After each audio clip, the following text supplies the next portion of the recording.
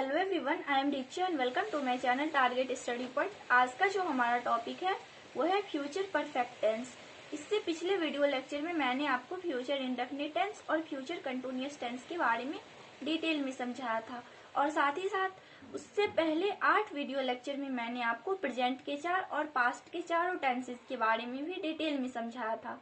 तो आज हम फ्यूचर परफेक्ट टेंस के बारे में समझेंगे, इसके कॉन्सेप्ट को जानेंगे। सबसे पहले देखिए कि पहचान क्या है, किस तरह के सेंटेंसेस इस टेंस में आते हैं। तो जब किसी वाक्य में मुख्य क्रिया के साथ यानी मेन वर्ब के साथ चुका होगा, चुकी होगी, चुके होंगे, लिया होगा, दिया होगा, ली होगी, दी होगी, की होगी आदि का प्रयोग होता है तो ऐसे वाक्य इस टेंस में आते हैं। ओके, एग्जाम्पल देखिए आपके सामने है, जैसे लोग घूम चुके होंगे, वो आ गए होंगे। आ गए होंगे मतलब आ चुके होंगे। अगर मैं कहूँ मैंने खाना खा लिया होगा, इसका यही मतलब होगा कि मैं खाना खा चुका हूँगा। वो काम कर चुका होगा, उसने टीवी देख लिया होगा, वो पढ़ाई कर चुका होगा। तो जब कोई काम हो चुका होगा ऐसे वाक्य इस टेंस में आते हैं। ओके, जैसे जैसे आप प्रैक्टिस करेंगे आपको टेंसेस की पहचान और आसान होती जाएगी। तो आइए शुरुआत करते हैं किस तरह से सेंटेंस को बनाना है। तो सबसे पहले देखिए अफर्मेटिव सेंटेंस, सकारात्मक वाक्य। जैसे कि मैं हमेशा से हर वीडियो लेक्चर में आपको बताती आ रही हूँ कि सकारात्मक वाक्य वो होते हैं जिसमें नॉट का प्रयोग नहीं होता है, यानी नहीं का प्रयोग नहीं होता है और न ही कोई प्रश्न पूछा गया होता है। किस तरह से बनाना है देखिए, सब्जेक्ट, उसके बाद हेल्पिंग वर्ब आपकी है विल हैव, उसके बाद वर्ब की थर्ड फॉर्म और उसके बाद ऑब्जेक्ट। यहाँ पे वर्ब का जो भी क्रिया होगी उसका आप थर्ड फॉर्म यूज करेंगे। एग्जाम्पल देखिए, राम जा चुका होगा, यहाँ पर मेरा सब्जेक्ट है राम, उसके बाद हेल्पिंग वर्ब विल हैव, उसके बाद वर्ब की थर्ड फॉर्म क्रिया है जाना, जाने को कहते हैं गो, और उसकी थर्ड फॉर्म है gone, Ram will have gone. Next है हमारा एग्जाम्पल, वो सो गई होगी, यानी कि वो सो चुकी होगी, सी विल हैव स्लेप्ट। हम निकल चुके होंगे, कौन निकल चुके होंगे, हम।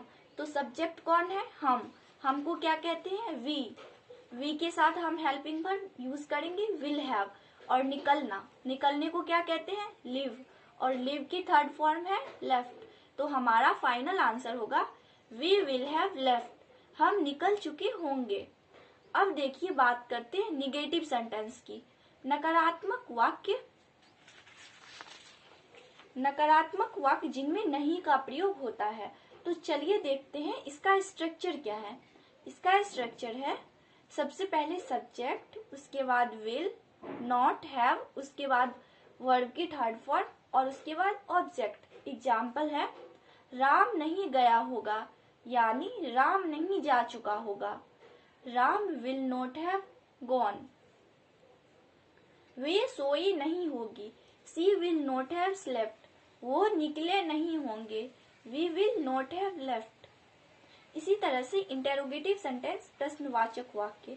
सबसे पहले WH फैमिली का प्रयोग आप लोग करेंगे जिन सेंटेंस में कोई प्रश्न पूछा गया हो। सबसे पहले WH फैमिली अगर कोई है तो आप यूज करेंगे। हर वीडियो लेक्चर में मैंने आप लोग को बताया कि WH फैमिली क्या होती है, जैसे क्यों, कहाँ, कैसे, कब, क्या, इन सब का प्रयोग। ओके, ये WH फैमिली मेंबर्स है।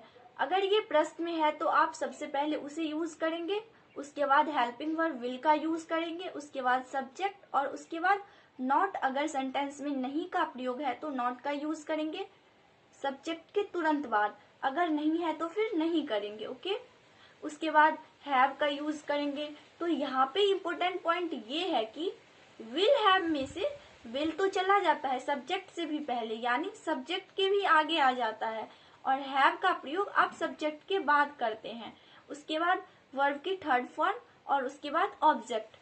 अब इंटेरोगेटिव सेंटेंस के एग्जाम्पल से पहले एक कॉन्सेप्ट मैं आप लोग को बताना चाहूंगी, जो कि मैं आपको हर टेंसेस में बताती आ रही हूँ। आपके सामने 2 सेंटेंस है, देखिए, क्या वे खेल चुका होगा, और दूसरा सेंटेंस है कि क्या वे दूसरा सेंटेंस है कि वे क्या खेल चुका होगा। दोनों सेंटेंस में देखिए फर्क है। अगर मैं आपसे पूछूं क्या वे खेल चुका होगा, तो अगर उसने खेल लिया है तो आप कहेंगे यस, और अगर उसने नहीं खेला है तो आप कहेंगे नो। क्या वो खेल चुका होगा, यस या नो।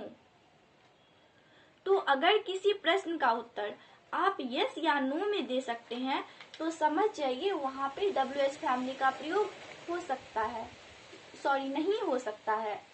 क्या के लिए व्हाट का प्रयोग नहीं हो सकता है।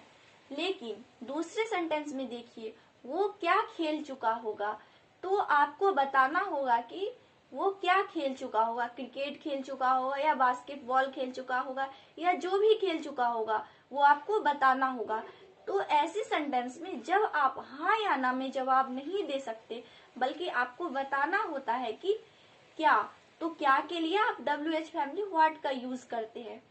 इसलिए पहले सेंटेंस में आप देखेंगे क्या वे खेल चुका होगा, WH फैमिली तो है नहीं, तो अब आप विल का यूज करेंगे। उसके बाद सब्जेक्ट, उसके बाद हैव, उसके बाद वर्ब की थर्ड फॉर्म। तो हमारा आंसर होगा विल ही हैव प्लेड। वे क्या खेल चुका होगा। यहाँ पर WH फैमिली है क्या, ओके। यहाँ पे हमारा WH फैमिली क्या है, क्या के लिए व्हाट। तो हमारा आंसर होगा what will he have played. तो इस तरह से सेंटेंस को बनाना है, ओके।